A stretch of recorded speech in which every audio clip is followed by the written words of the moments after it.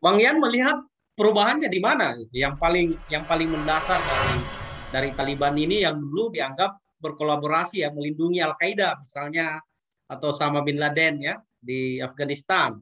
Dan bagaimana apa pengaruhnya secara global Bang Yan? Apakah misalnya Taliban ini memiliki karakteristik yang berbeda misalnya dengan gerakan-gerakan internasionalisme Islam yang baru seperti ISIS misalnya yang berkembang di Irak dan Suriah. Bagaimana? Ya, saya melihatnya Taliban ini gerakan nasional. Jadi bukan gerakan transnasional seperti Al-Qaeda, Islam ISIS. nasionalis. Ya, saya melihatnya Taliban ini gerakan nasional. Jadi bukan gerakan transnasional seperti Al-Qaeda, Islam ISIS. nasionalis sebenarnya ya. Ya, dia nasional tradisional. Dia nasional ya. Dia gerakan untuk negaranya aja. Karena mereka ini kan dulunya adalah santri-santri yang belajar di negara sebelah di Pakistan ya. Rata-rata sukunya suku Pashtun. Kemudian mereka juga berjuang untuk negaranya. Jadi berjuang untuk Afghanistan dia. Maka kenapa mereka berubah? Itu sangat mungkin karena tadi watak dinamis manusia. Ya, Jadi betul betul. manusia itu kan ketika dia hidup, dia lihat-lihat kan ini Yeah. dari dulu kok masyarakat kita nggak sejahtera, kita udah Betul berjuang, ya. udah banyak yang mati, kok nggak Itu sejahtera, kan miskin. itu kan idiom yang klasik di di fakultas kita itu Bang ya. Ya, yang abadi itu adalah perubahan itu sendiri ya. Menurut iya betul. Sokrates ya, Hippokrates. Ya, seperti itulah ya. Jadi perubahan itu ya yang abadi, dia akan ada terus. Dan manusia itu kan sifatnya memang begitu. Ya sifatnya kan memang bisa berubah gitu, dinamis. Iya. Nah, kenapa muncul yang baru-baru ini yang mau diplomasi ya kan? Kemudian mereka juga mengeluarkan statement untuk menciptakan pemerintahan yang inklusi ya kan, melibatkan sekian banyak orang. Itu kan sesuatu yang harus kita hargai juga gitu ya. Ya betul. Nah ini kan yang menjadi persoalan Bang ya. Maksud saya kan ternyata juga secara global masih banyak termasuk di Indonesia sih menurut saya bahwa memaksakan penafsiran kita yang disebut negara inklusif itu seperti apa itu yang menurut saya yang agak rancu juga sih menurut saya. Nah cukup menarik statement Biden menurut saya tuh Bang ya. Ketika misalnya dia katakan bahwa Amerika datang ke Afghanistan bukan membangun sebuah bangsa ya. Dan itu menarik menurut saya. Berarti itu juga sebuah semacam pemikiran yang moderat menurut saya dari Amerika yang selama ini kita kenal sangat getol mengimpor pemikiran demokrasi liberal ala mereka. Gimana menurut Bang Yan? Itulah perbedaan Biden dengan yang sebelumnya ya, terutama George W. Bush ya yang 9/11 itu. Jadi Biden ini memang lebih realistis dia, lebih realistis. Artinya dia mengatakan statement seperti itu karena untuk kepentingan nasionalnya kan, national interest-nya. National interest-nya dia adalah bagaimana menangkap pelaku 9/11. Kan itu kan? Betul, Itu intinya logika Biden itu. Logikanya adalah 9/11 itu kan ada berapa pesawat dibajak oleh orang-orang yang so-called Al-Qaeda gitu ya. Mereka menabrakan ke WTC, kemudian ada sebagian juga jatuh di Pennsylvania, kemudian sedikit juga di Arlington ya, di gedung Pentagon. Nah, dalam logika Biden, yang harus kita cari adalah pelakunya.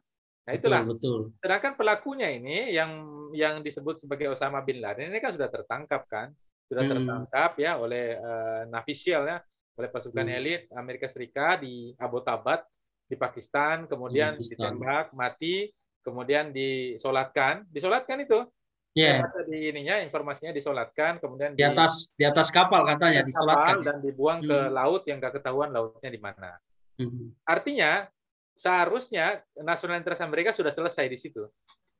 Dari situ. Cuma memang mereka tambah-tambahin lagi dengan pemikiran bahwa Al-Qaeda ini masih berbahaya. Karena pasca Bin Laden kan masih ada Ayman Al-Zawahiri ya. Dr. Ayman juga cukup kuat walaupun dia juga masih di bawah Bin Laden lah ya, dari segi karismanya gitu.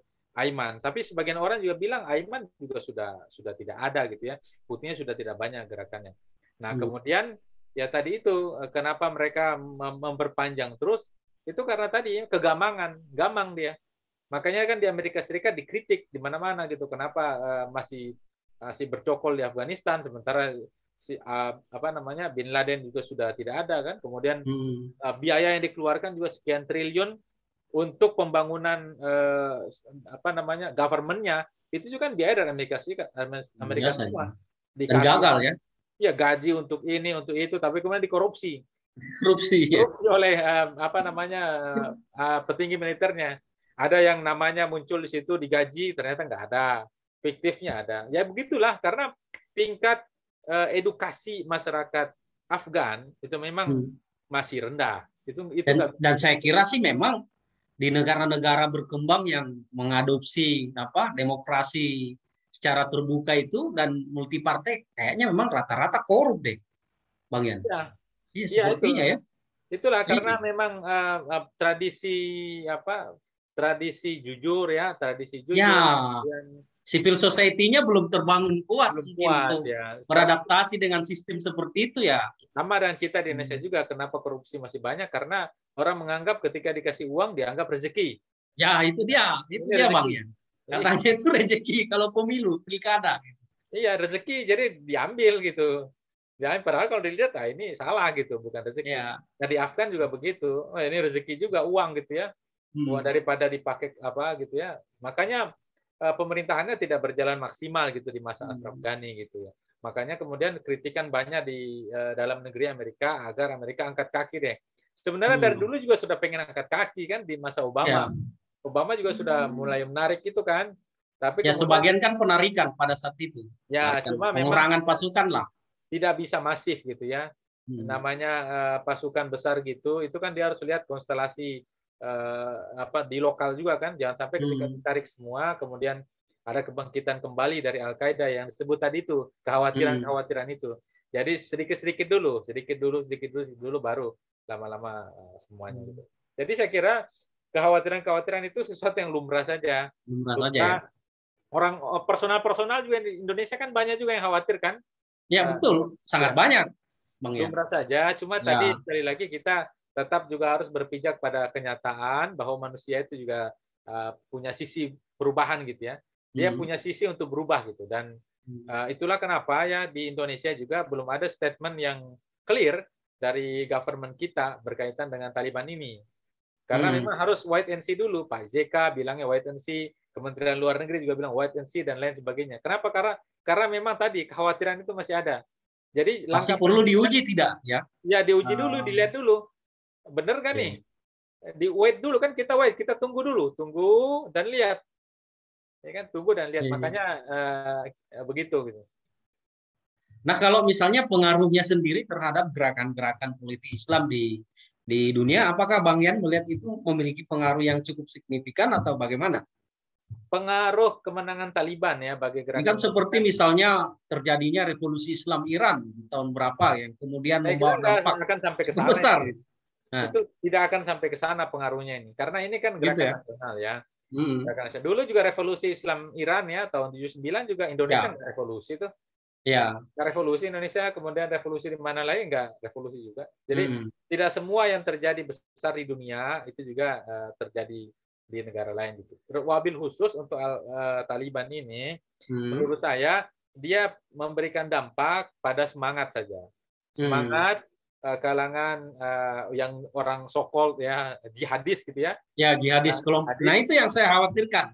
Gimana dengan kelompok sel-sel jihadis, sel-sel tidur jihadis yang mungkin masih ada di Indonesia misalnya gitu. Dengan kebangkitan Taliban yang dulu direpresentasikan sebagai satu komunitas yang sangat radikal dengan melindungi Al-Qaeda itu.